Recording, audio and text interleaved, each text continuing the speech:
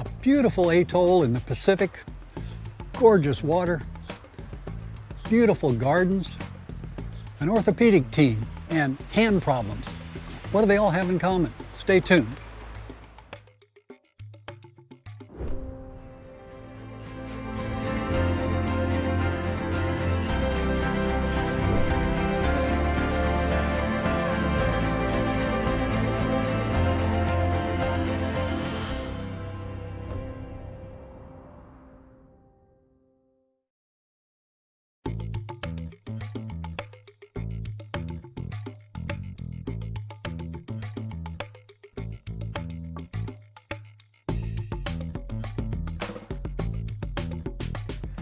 Why do you call it copra as opposed to coconut? Oh, when it's dry, when the meat is dry, that's when it's called copra. After it's dry, not the raw coconut then? Not after the it's raw, dry. yeah, not the Okay. raw. But the base product is the crude coconut oil. Okay. Oh, Well, I'm anxious to see the process. let's Go go this out way? there. Okay. Is it This is okay? the- to yeah, sure, Touch it? I sure. gotta see here. Wow. That's really interesting.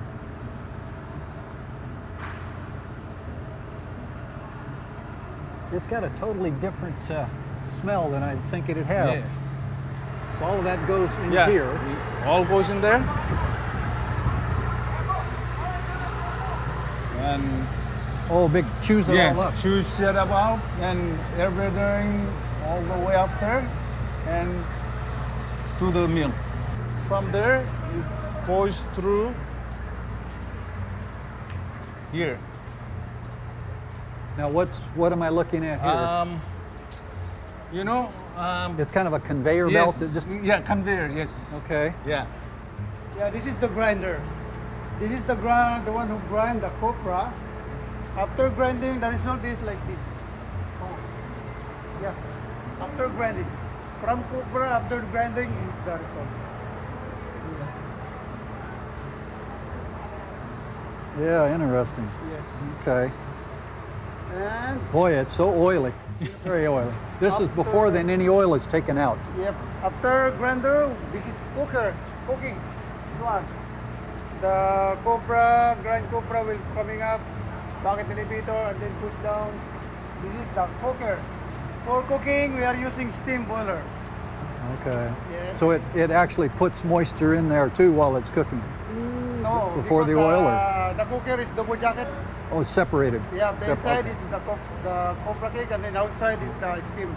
Cannot be mixed together. It doesn't touch. Yeah. Okay. So what's the reason to heat it? For heating, easy to remove the oil, separate to the copra cake when hot. Because if cold, cannot be separate. Yeah. Okay. Easy to squeeze, easy to press. How hot do you heat it? How many degrees? 100 degrees centigrade. Centigrade. So that's very hot. Okay. The one who press the copra, and then the copra cake come out here, the oil at the backside. These two machines. And the other one we are on service. This one, 25 tons of copra, 24-hour capacity. How many? 35 tons of copra. 35 tons? 25. 25. Mm. 25 tons. Wow.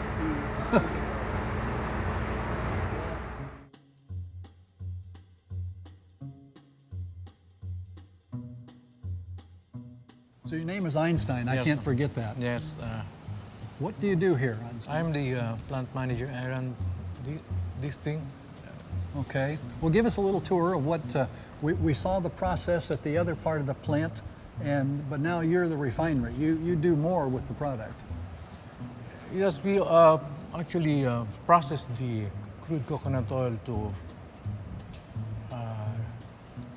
we call it RBD, refined, bleached, and deodorized cooking oil from the crude coconut oil from coconut. Okay. Yep. Give We us the tour here. Yep. See that tanker there? Uh-huh. Yep.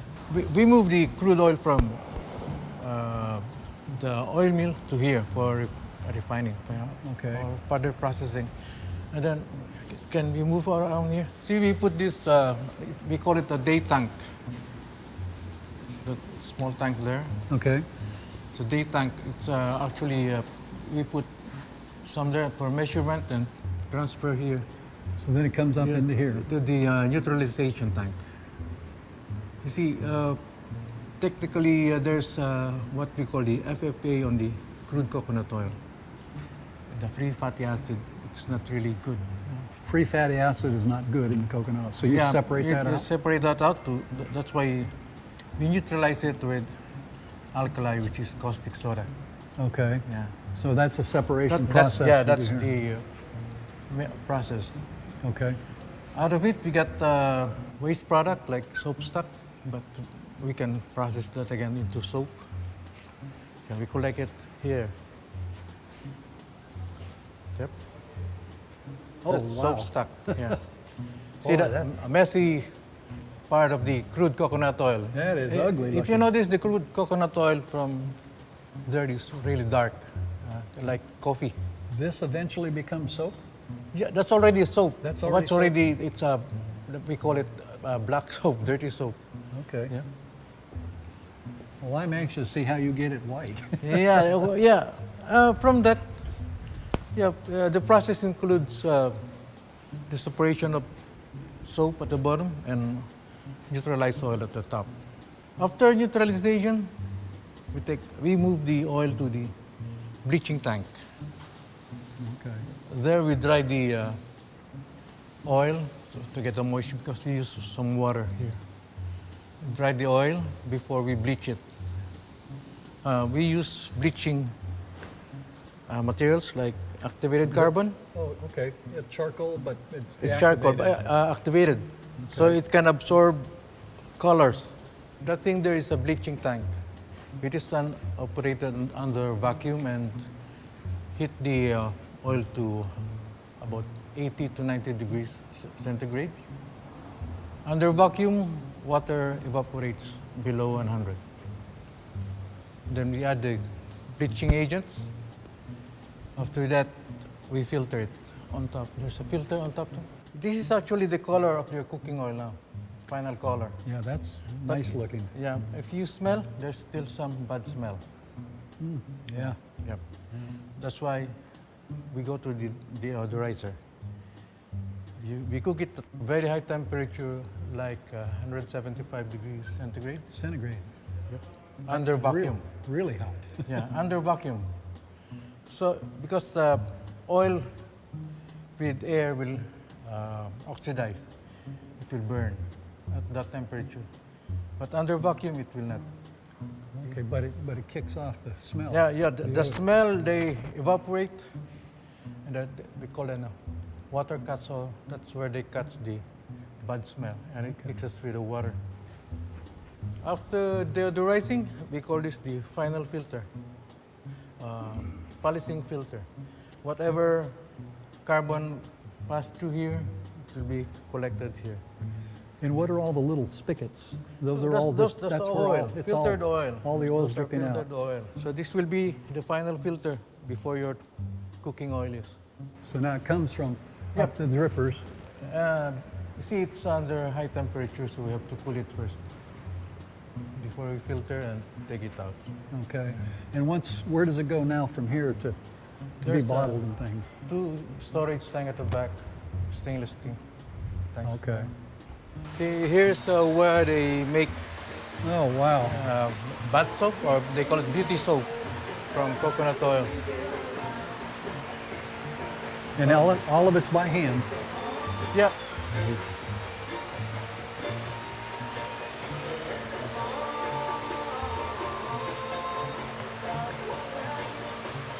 No, so they cut it all, and then she uses that Yeah, little machine to kind of square it all up. And, Yep. They use cutters, see those cutters, from a slab like this. uh-huh. It will end up like this. We mixed coconut oil with the right percentage of caustic soda. So what you don't know is caustic soda by itself will burn you.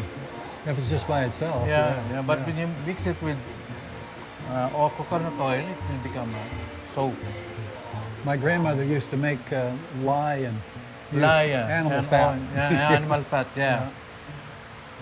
This is where we mix the caustic with water. Careful. Oh, yeah. Unfortunately, they don't mix soap on Fridays Okay. because they have to take it out of the mold the next day. Otherwise, you'll be having So a they hard time. pour it in those molds and it comes Yeah, out here, like here. that. They pour the mixture here. Okay. They use that to take it. See, the soap sticks to the Separate it off the plywood. Yeah, they pull the string out, take out this thing like that. Is that how they also do the slicing of the bars? Yep. First, they use this to make it like slice it this way.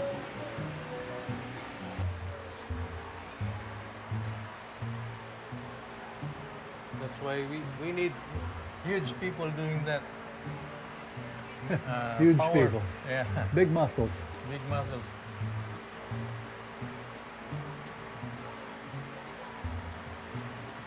There you go. Wow, that was easy.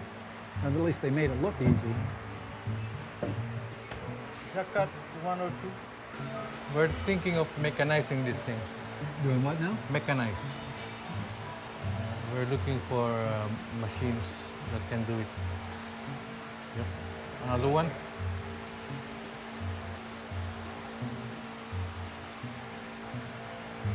Yeah, from there they make it smaller. Well, that's the thickness of the soap now. It's, no, that's the final size. After they make the form, after scraping off the edges, we move it to the office for curing. And then once you cure it, you package it. The package. And then ship it out. Where do you ship to? Do you have a lot of Right distribution? now, they're sending some to the mainland for, how do you say, advertisement, Okay, for advertising? and a lot of them goes to Hawaii also. Okay. Arkansas, especially Arkansas and Hawaii. That's where the market is on. Einstein, I really appreciate your time. That's right. Thank you so much. Yep. Appreciate the tour here. There is so much more of Impact to come. I hope you'll stay right where you are. We'll be back in just a moment. It's called trigger finger. The fingers of the hand lock into position like pulling a trigger. This can be a problem for a teacher who needs to be on the computer all the time. Rosalinda even saved her money and went off island 2 different times to visit doctors in other countries. No relief. 4 long years and no answers. But then the Canvasback Orthopedic super team arrived on the island. They did the needed surgery on both hands. In just a short time, she was as good as new. This is just one of the thousands of stories of lives that have been drastically changed by Canvasback missions. Because of the lack of certain medical specialties, people sometimes suffer for decades with no relief. But you can change all of that. Your gifts to Canvasback can help stop their suffering. Simply log on to canvasback.org.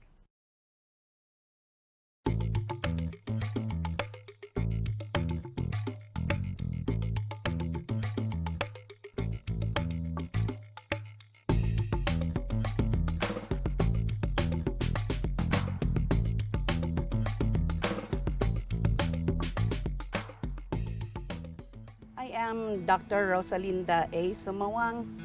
I am a mathematics instructor of the College of the Marshall Islands. I am teaching credit level mathematics. I taught pre-calculus and college algebra and developmental mathematics. That is from level 1 to level 3. Level 1 is pre-algebra. Level 2 is beginning algebra. And level 3 is intermediate algebra. Wow, you teach a lot. Yeah. Now, in that situation, you use a computer a lot and use your hands a lot. Yeah. You said you had, explain a little more with your hands. You had problems with your hands. What were those problems? Okay. I had severe pain with my hands. I suffered it for 4 years. the 2 years, I have to go to the rehabilitation department in Majuru Hospital, and then they will just put some machines on me, and then there are some electricity there that comes into my hands, and then it is off and on. Did they give you any drugs too and try and do stuff? Anything with Yeah, drugs? the pain relievers. Whenever I have severe pains, I take pain relievers. Did they try and treat you with steroids or anything like that too? Yeah. 2 years ago, I really consulted the internist why I have this severe pain in my hands. So I took medicines, and then the pain did not subside. So when I went to the Philippines for my vacation, I had to see the doctor of the bone, orthopedic, and then he had injected me two steroids, one in my right hand and one in my left hand, because I had severe pains in both hands. You could still move your hands yet, but it was painful. No, because when I do like this, it will just be curling, and I have to assist my other hand like that, and then like that before it is opened. So you couldn't manually flex your fingers. No, I could not manually flex my fingers. So after 6 months, of course, the pain did not subside. It's still there, so I have to go back to the same doctor. And then he gave me again another steroid. Which are no good for you. Yeah, Yeah. I know it's not good. And then I was asking myself, why twice? Because it's already, it is a steroid. And I know it would really be detrimental to my health. So when the Canvasback team came, I said to myself, I have to see the doctors, because it was the team was composed of orthopedics, the doctors. So at the latter part of their visit here, because I have to give way for the Marshallese people, so at the latter part of their stay here, I went to see the doctor, and I was very thankful because I was given a slot that I will be operated by some of the doctors. And What happened when they looked at your hands? What did they say?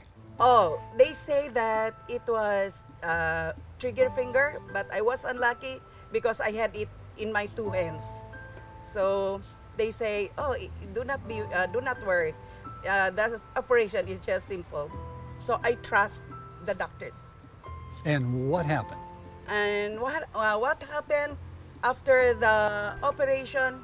I was amazed because it took them a short time to operate on it, and then the anesthesiologist was true when he said that I will just be sleeping for 30 minutes, and bingo, after 30 minutes I was awakened. You were awake. Yeah, yeah. And what happened after you woke up?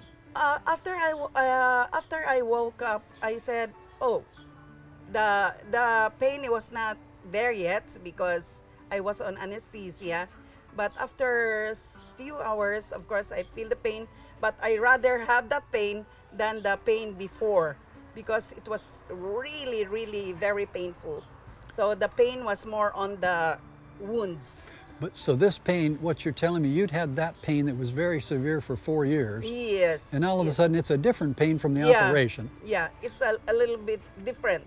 It's more on the wounds that I can figure it out. It's more on the wounds. Okay. And walk me through what happened next. After that operation, of course, I have to do all my job. And then I was amazed again because I can use now all my fingers. I notice you're doing that like you're typing. Is Yeah. that what you do a lot? Yeah, a lot. Type a lot. A lot of typing. Because most of our communications are electronics, and then I have to support my teaching with all the software, so I have to do my hands. So So when your bingo. fingers were really like this, how did you type? What did you do? When I was typing before, I just used these point fingers, and of course my thumb for the other one. And these are the two fingers that were very helpful for me. Then now your hands are totally good. Yeah, And that's because the Canvasback team came. yeah. Wow, what would you like to tell other folks maybe about the Canvasback team? Deep in my heart, I can say that the Marshallese people are very lucky that the Canvasback team is helping them in their health. And for me, I can say to all the people, trust the doctors, trust the team, and they're gonna help you in your health problems. I understand that there's a second part to this story. Your fingers started tingling a little bit. Okay, yeah, because I am hard-headed. You're hard-headed. Yeah, I'm hard-headed, and then after that operation, I was well. So I did not change anything on my lifestyle. So at the end of the day, when I'm very tired, so we just immediately go to restaurants and eat whatever is being offered, and it is meat-based. And then I had tingling pain again on my hands. So when I went back again to the Philippines, I have to see another doctor just to say, oh, it might be the operation that is not successful. But it's already 6 months, huh? And then I was just informed blatantly, I have to reduce my weight. And so he said, you just do whatever was his process that you can reduce your weight, and bingo, you will feel fine. And so when after the consultation with my doctor, I have to say to myself, and I prayed to the Lord that I will have the willpower not to eat red meat again, because I know it gave me all these sicknesses. So I'm now on my 3rd week without seeing any restaurant, without eating any red meat. And finally, my hands are free with all those tingling pain. Praise Yeah. the Lord. Thank you. Well, I want to thank you so much for a great time with you. I love your smile. Love your Thank attitude. you, Jim. Thank you, Jim. Thank you. Canvasback is making an impact upon the people of the island. There's a lot more to come, so stay tuned. Rabudi was born blind. That's right, he couldn't see at all. The entire family were his caregivers. Their lives were completely tied to the needs of their little son. The doctors at the hospital lacked the experience to provide him with surgical help. This situation continued for 6 long years. Making less than $100 per month, there was no way to ever afford the surgery. Even if they could fly off island, the surgery in another country could be $12,000. It looked like all hope was gone. Enter the Canvasback Super Team. Rabudi was examined and the surgery was performed. The day the bandages came off, he saw his parents and siblings for the very first time. He and the family were set free. There are more children like Rabudi who are in desperate need. You can change many lives. Please give sight to the blind. Log on to canvasback.org today to give your gift of love. As you've seen today, the life of Rosalinda has dramatically changed because of Canvasback Missions and our Wellness Center. Just imagine if she hadn't received this life-changing treatment. The impact upon hearts and lives in these islands has been extensive, but it wouldn't and it won't happen without people like you. I can guarantee you that your mission dollars go a very long way when partnering with Canvasback, and we make those dollars work for you. I invite you to financially partner with us today.